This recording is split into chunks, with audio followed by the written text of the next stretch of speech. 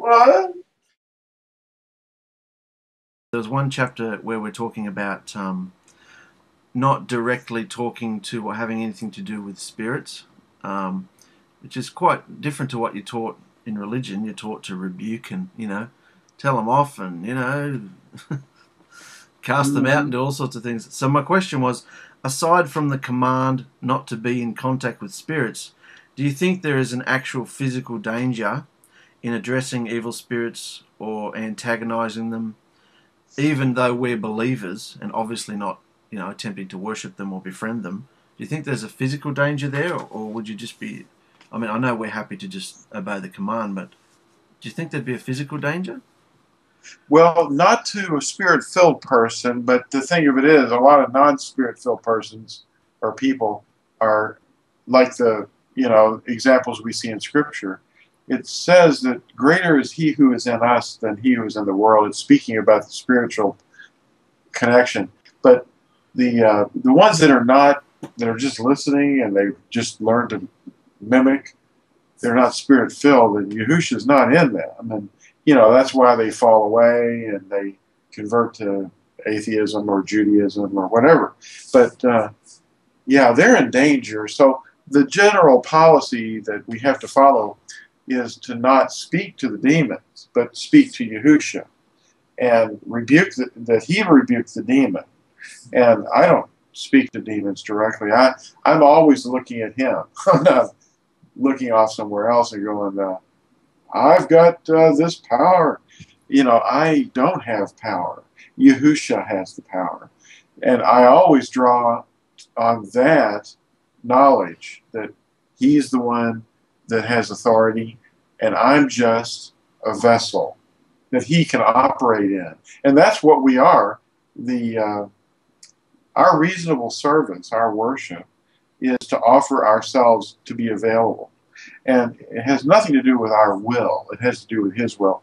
So we just turn ourselves over to him. Now, he speaks through us, yeah, but that's generally the best policy. But, there's an example in the Scriptures, and I don't know the exact address right off the top of my head, but the people who said, in Yahushua who Paul speaks of, or whatever, I rebuke you, and they're casting out demons. And the person that had the demon said something to the effect that, I know Yahushua, I know Paul, but who are you? And then it was clobbering time, Yeah. But to put it in the things jargon, Fantastic Four. Yeah. That's an old one. Clobbering time. I grew up with that stuff. Yeah.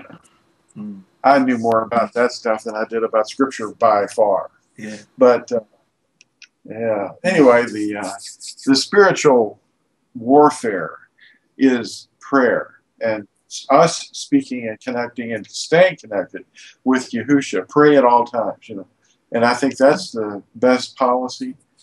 And if anybody's got a better idea that's superior to that, then I haven't heard of it, But I'm always willing to listen. And if there's a better approach, but us going up against the demon, that's Peter wrote about that.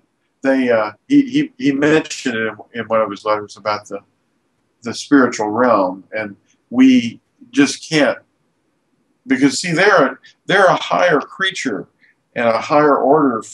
They're able to see us, we're not able to see them. And, they've got abilities we don't have, and great power. And we just can't do that stuff. And Peter says that it's just ignorance, But I do know this, that the one that's in us, if he is in us, is able to handle anything. I mean, by his word, in fact, just by his thought, he's holding all things together, including the existence of the spirit that we're being confronted with. So all he has to do is just sort of forget that spirit exists, and it's gone. I mean, gone. Yeah.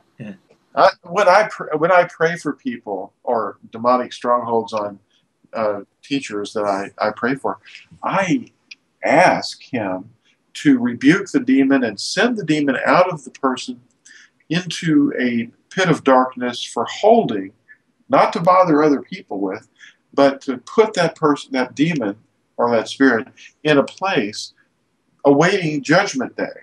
You know, at the end of the 1,000-year millennium. You know, when everything is judged, and including the spirit, and they'll all come forth. Even even the dragon, who we call the adversary or Hashatan, is going to have to be bound. And that's what I'm referring to when I pray. But I don't pray to the demon or by my own authority say, hey, get over there to this pit, or just come out of this person and go bother someone else so that it can come back and bother that person again or bother someone else. Well,